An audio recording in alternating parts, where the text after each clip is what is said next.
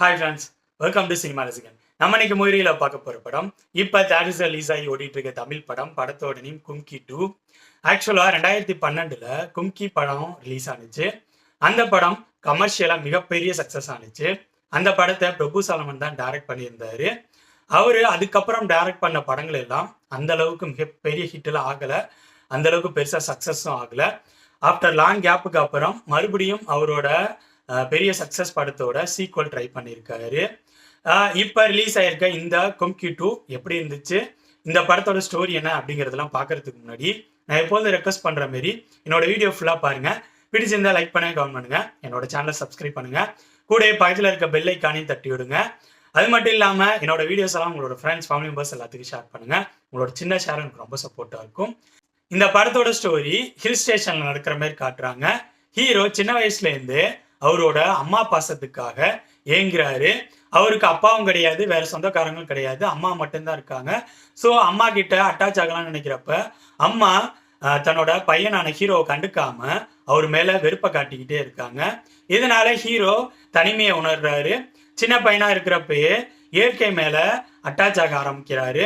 ஒரு சூழ்நிலையில ஹீரோ ஒரு பள்ளத்துல ஒரு குட்டி யானை இருக்கிறது பாக்குறாரு. அந்த குட்டி யானைய பள்ளத்திலேருந்து மீட்டெடுக்கிறாரு.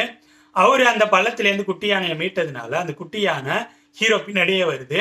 ஹீரோவும் தான் தனிமையா இருக்கிறதுனால அந்த குட்டி யானையோட அட்டாச் ஆகுறாரு.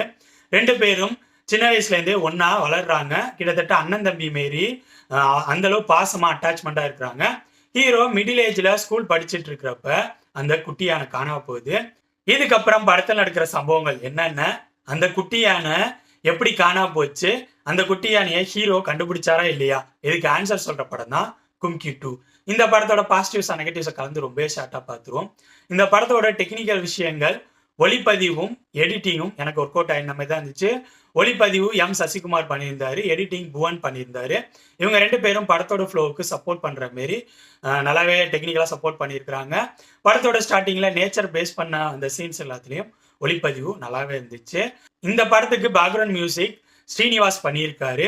அவர் இந்த படத்துக்கு என்ன தேவையோ அதை பேக்ரவுண்ட் மியூசிக்கா கொடுத்துருக்காரு. இருந்தாலும் நம்ம கும்கி 1 ஆல்ரெடி பார்த்ததுனால அந்த படத்தோட மிகப்பெரிய ஹைலைட்ல ஒரு முக்கியமான விஷயம், படத்தோட மியூசிக். இமான் அவர் தான் மியூசிக் போட்டிருப்பாரு. அந்த படத்தோட பேக்ரவுண்ட் மியூசிக் சூப்பரா இருக்கும். சாங்ஸ் ஒன்னும் சூப்பர் ஹிட். அந்த படத்தோட மிகப்பெரிய கலெக்ஷனுக்கு மியூசிக் ஒரு முக்கியமான விஷயமா இருக்கும். இந்த படத்தோட பேக்ரவுண்ட் மியூசிக் ஓகே அப்படிங்கிற லெவலில் தான் இருந்துச்சு. சாங்ஸ்லாம் பெருசாக ஒர்க் அவுட் ஆகவே இல்லை. ஸோ மியூசிக் ஒரு வகையில் எனக்கு நெகட்டிவ் மாதிரி தான் பட்டுச்சு.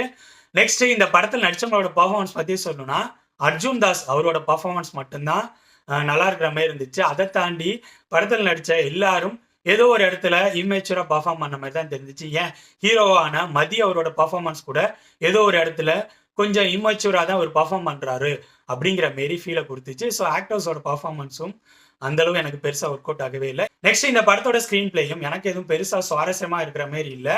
ஏன்னா இந்த படத்தோட ஸ்க்ரீன் பிளே பார்த்துட்டு இருக்கப்ப நம்ம மைண்ட் ஆட்டோமேட்டிக்காக கும்கி 1ஓட கம்பேரிசன் பண்ண ஆரம்பிச்சிருது.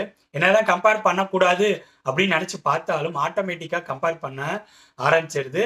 கும்கி 1ல கமர்ஷியலாக பெருசாக சக்ஸஸ் ஆன படம் நான் ஆல்ரெடி சொன்னேன். அந்த படத்தில் கமர்ஷியல் எலிமெண்ட்ஸ் எல்லாமே நல்லா இருக்கும். பாட்டு, அப்புறம் காமெடி, லவ், எமோஷனல் சீக்வன்ஸ்னு எல்லா விஷயங்களும் பர்ஃபெக்டாக அந்த படத்தில் ஒர்க் அவுட் ஆகிருக்கும். பட் இந்த படத்தில் எதுவுமே ப்ராப்பராக ஒர்க் அவுட் ஆகவே இல்லை. யானைக்கும் ஹீரோவுக்கும் இருக்க எமோஷனல் பாண்டிங்கை இவங்க ப்ராப்பராக எஸ்டாப்ளிஷ் பண்ணவே இல்லை. நெக்ஸ்ட் இந்த படத்தில் லவ்ங்கிறது டோட்டலாக இல்லவே இல்லை. செகண்ட் ஹாஃப்ல ஒரு இம்பார்ட்டன்ட் ரோல் மாதிரி தான் ஹீரோயினே வராங்க. ஹீரோவுக்கும் ஹீரோயினுக்கு இடையில லவ்ங்கிற போர்ஷனும் இல்லை. காமெடிங்கிறதும் இந்த படத்துல எனக்கு ஒர்க் அவுட் ஆகவே இல்லை. காமெடிக்காக இவங்க வச்சிருந்த சீன்ஸ்ல எனக்கு சிரிப்பு வரவே இல்லை. ஸோ இந்த படத்தோட screen play first half second half ரெண்டுமே எனக்கு டோட்டலாக ஒர்க் அவுட் ஆகலைன்னு தான் சொல்லுவேன். ஓவராலாக சொல்லணும்னா என்னை பொறுத்த வரைக்கும் இந்த படத்தோட டைரக்டரான பிரபு சாலமன் அவரோட டைரக்ஷன்ல ரிலீஸ் ஆன படங்கள்லே நம்பர் 1 படம்னா கும்கி தான். அந்த படம் மிகப்பெரிய சக்சஸ் ஆனிச்சு. அந்த படத்தோட கமர்ஷியல் சக்சஸுக்கு காரணம் அந்த படத்துல இருந்த காமெடி சீக்வன்சஸ், லவ், எமோஷன், அந்த படத்தோட சூப்பர் ஹிட் சாங்ஸு, அந்த படத்தோட பேக்ரவுண்ட் மியூசிக்கு, இதெல்லாம் தான். இந்த விஷயங்கள் எதுவுமே கும்கி 2ல எனக்கு ஒர்க் அவுட் ஆகவே இல்லை. எல்லாமே ரொம்பவே ஸ்மாரா இருந்த மாதிரி இருந்துச்சு. இந்த படத்தை கும்கி 1ஓட கம்பேர் பண்ணாலும் சரி, கம்பேர் பண்ணாமல் இருந்தாலும் சரி, இந்த படம் என்னை பொறுத்த வரைக்கும் ரொம்பவே சுமாரான படம். இந்த படம் இப்ப தியேட்டர்ஸ்ல ரிலீஸ் ஆகி ஓடிட்டு இருக்கு. ஸோ என்னோட ரிவ்யூ பேஸ் பண்ணி முடிவு பண்ணிக்கோங்க. இந்த படத்தை பார்க்கலாமா வேணாமான்னு.